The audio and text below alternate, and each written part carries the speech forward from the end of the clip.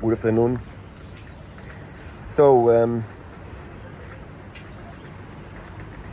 let's discuss just for a moment the spaceships. So as you know, I consider myself a fan. I mean, a layman fan, but still a fan of Near East archaeology. And although, as I've said several times in the past, I'm not... I've discussed it several times in the past that I think that the von Däniken style of theories affected my childhood. Like of course, I've read, Chariots of God when I was a young child, perhaps by the age of 10 or 11, and even though I was always a skeptic, you should understand, I was always very rational and skeptic. But even if as a skeptic, it kind of like it affected my thought. And I've said it in the past. I mean, I will not repeat myself too much, but that specifically everything that Eric von Däniken says, specifically in the Chariots of the God book, which is his first and most important book, probably everything is wrong. It's blank. As a blanket term, you can say everything is wrong. And the problems, are well known. In his methodology and his, and also the way they analyze the stuff.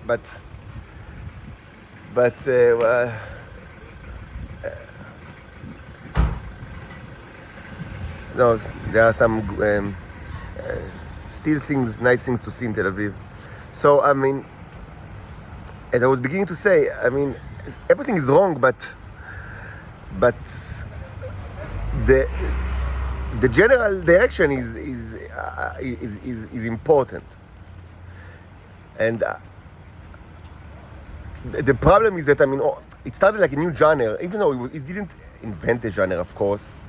And it got some kind of predecessor in the works of H.P. Lovecraft, but it wasn't known. It was an obscure literary figure until later in the 20th century. So he was the person that popularized the genre that, now it's like a new genre. It's there are like a whole TV channels that are channels that not of the highest quality, but still there are channels that dedicated just to things that are the brainchildren of Erich von Däniken, which means like pseudo history channels, they discuss aliens and ancient aliens and things like that. So it's a huge genre, and of course, 99.999% of everything that they say is stupid. Not only wrong, but stupid. But yes, the generality is correct. Yes, the generality is correct. That indeed, what you call aliens, simply say, oversimplified, but yet still true enough to say it, in a very simple way. Yes, aliens lived in Earth throughout history and affected the human cultures. Yes, this is true. Just as I said in the past, it just almost all examples that people give to this kind of phenomenon is wrong, because they are almost always focused, the focus is almost always with material things that are from the alien perspective, are of no significance. Okay, so you build this pyramid or the other one, or nice. Nice pyramids.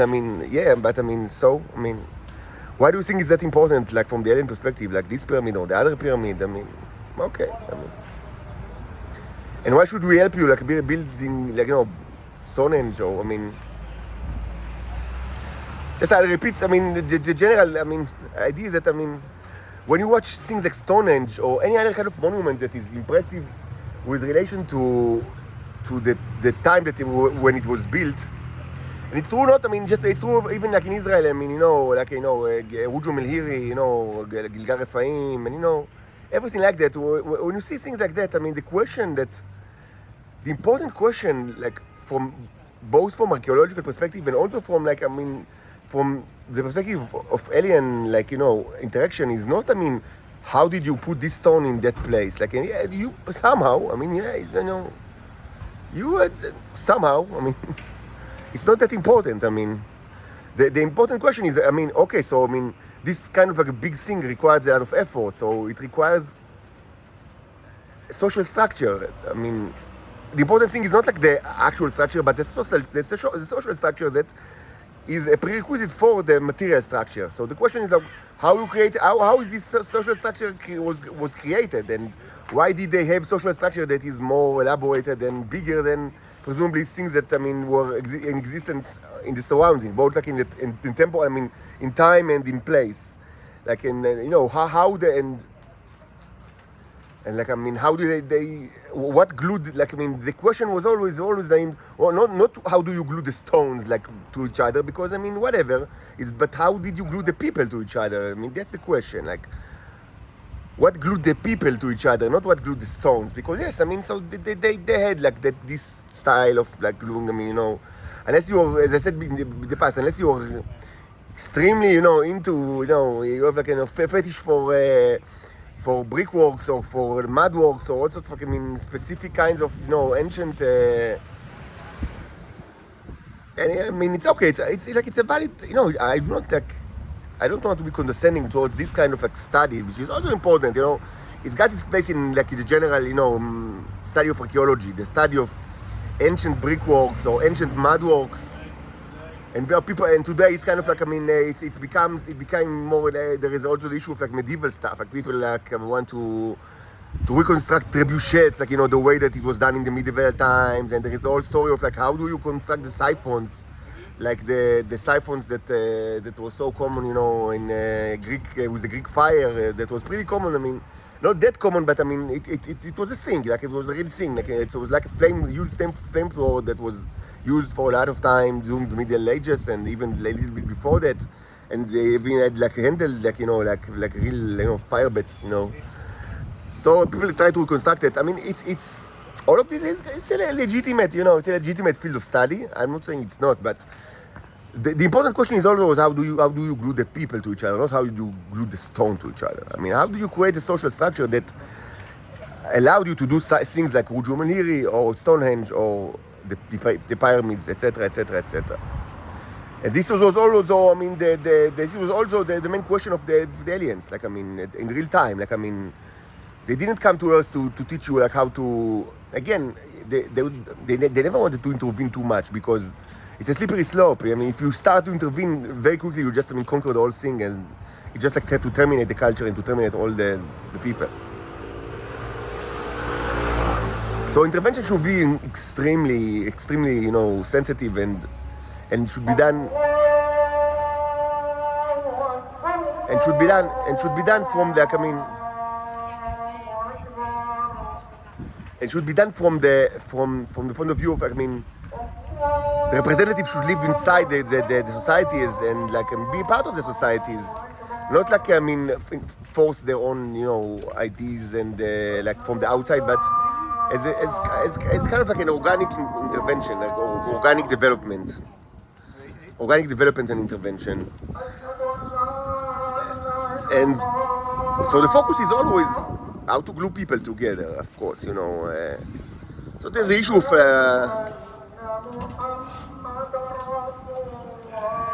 so I mean here there is maybe something that, yes, I mean, indeed it's got some representation in the Fondenicon style theories, which is and this is actually true. I mean, there is some truth to it. Like, with regard to the question is, did the aliens also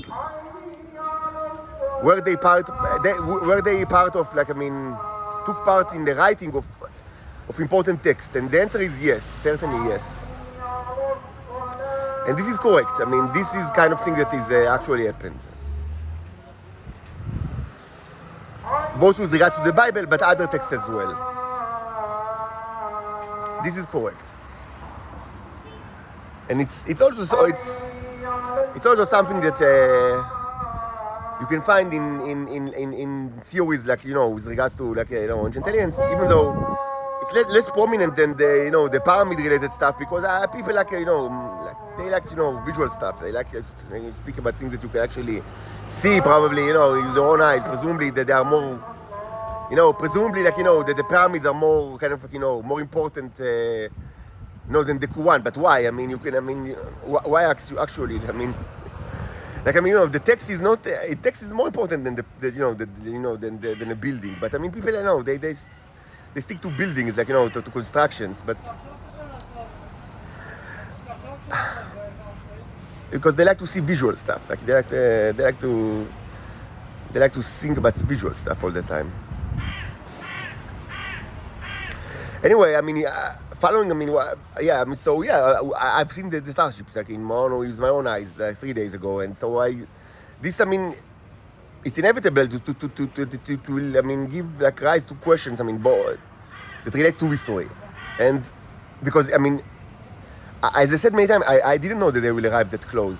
I didn't know that. I didn't even know if people will be able to see it without telescopes. I understood that you have ways to, you have telescopes, pretty elaborated ones, but this is controlled by the government mostly, especially the big ones, the more sophisticated ones. So I didn't know if, and I've said that I don't know if you'll be able to see it, because it depends on how close they will arrive. But surprisingly, they arrived very close. They are close, very, very close to the Earth, and they are big and they are close. And this is you just need to, look up. Just look up during the night.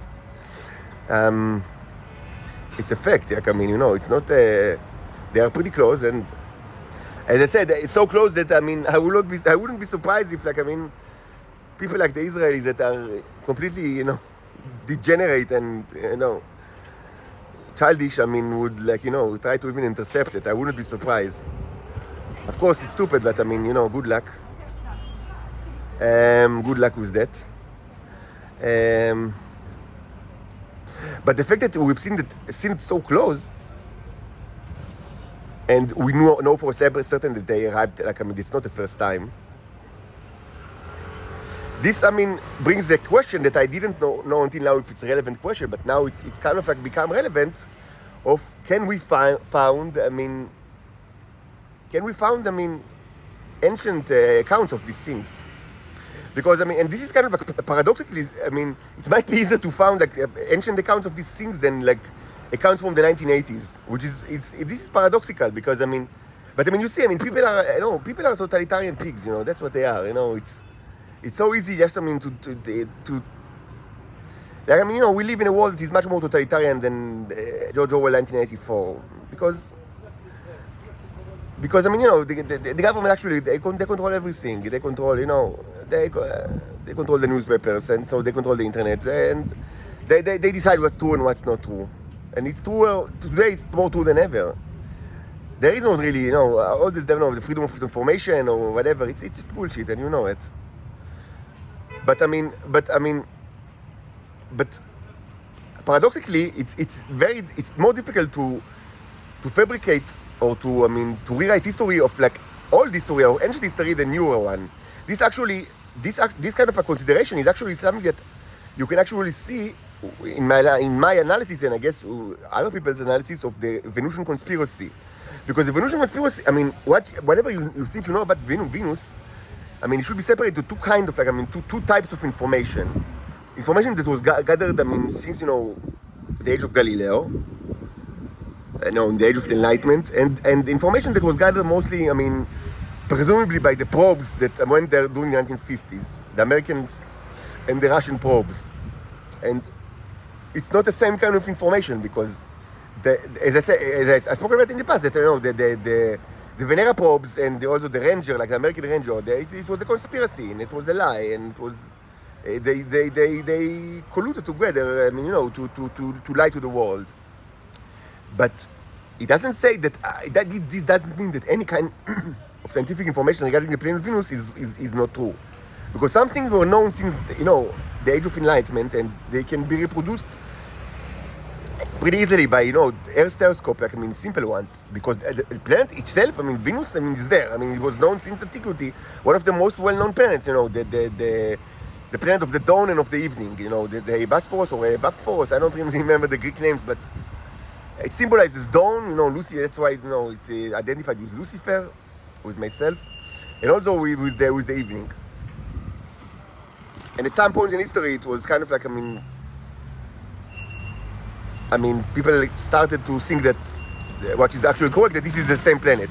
Because it's not obvious that it's the same planet, but it is. And I would assume this was first conjectured by the Greeks, 2,000 years ago, or something like that. But yes, it's of course, it's true, it's the same one. And this probably has implication on the gates as well. But let's leave the gates aside for a second and speak about the starships. So if they were here, maybe, I don't know when,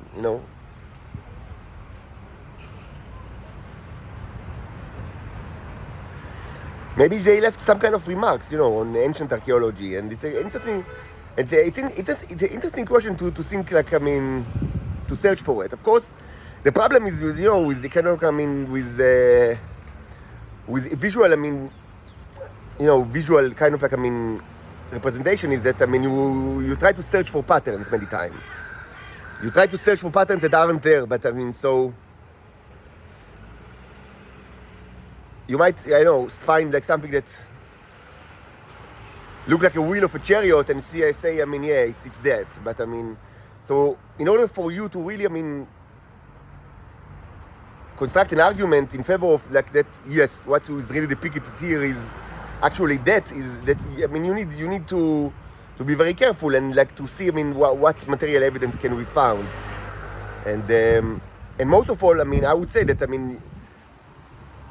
the visual representation should, give kind of like, give, place to, it should be something that is revered, like, it's not just there, like, that people, kind of like look at it with honor, like, that's the first thing that I will say, because otherwise, this is the first kind of like thing that will signify that, yes, people understood it's something special and something like, that belongs to the celestial sphere, because, it's even not easy just by a visual representation to understand if this object belongs to the celestial sphere, like, or to the sky, because sometimes, in all sorts of like, old paintings or, engravings, things are not like, the temporal composition of the objects does not represent, the XYZ axis. It's like that in art in general. So this is complicated, but you should search for all sorts of stuff, not just, the similarity of the object, but more so, like, how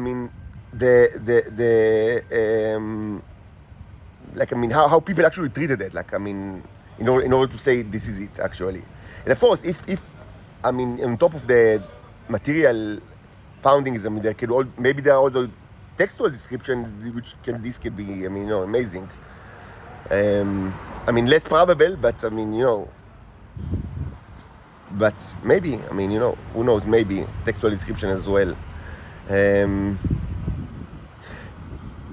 I think it's easy to kind of like, to quickly kind of like, associate presumed appearances of this stuff with lots of like, miracles, like the miracle of Isaiah and Chizkiah, like, the presumably the immediate collapse of the Assyrian army, after they conquered Lachish, famously they tried to conquer Jerusalem and failed. So there's issue with the 180,000 deaths. So before we jump to conclusion with such a coincidence, we should remember that probably nothing probably happens like as like like a switch, like an on-off. Both by the starships and both, it's not, they don't do it.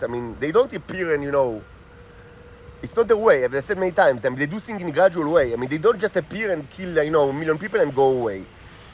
They can kill million people and even billion people, and they might do it right now, but they will not do it like in a second. They will do it, gradually, because that's their way. They appear in a gradual fashion, like one after the other, and they start the radiation in a gradual fashion, because that's how they act. Like, that's the way of the cherubs, and that's the way of the Neros, like the robots that are, like, in symbiosis with the Neros. That things are done, and I call it continuously. Borrowing from mathematics. That that everything is continuous function, not or just gradually, in layman terms. So, but I mean, you can argue that this is true for the Isaiah. It's also actually repeated in Kings and in the Chronicles. It's like there are 3 times it's kind of like stated, like described in the Bible, the failed siege of Jerusalem by Sanherib. So I mean, you can say, but so this might also not happen like during the night. Just for dramatic purposes. It's written like they woke up and there are 180 people, like soldiers dead. Maybe it also happened like during several months. So there's many questions. Just to say that they don't do things like in a moment. They never do. It's not the way. You see, you can watch it with everything that they do. That the cherubs and the neros, that they do things gradually. Anyway, it's a question, and I'm sure that there will be many kind of like such a question probably will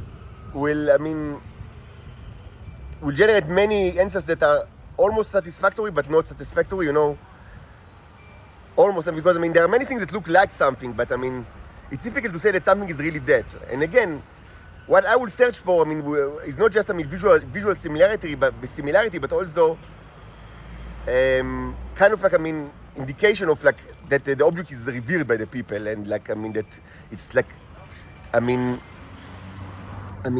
like undoubtedly related to the celestial sphere, and also if textual if textual descriptions are also in supply, of course this will be amazing and extremely important.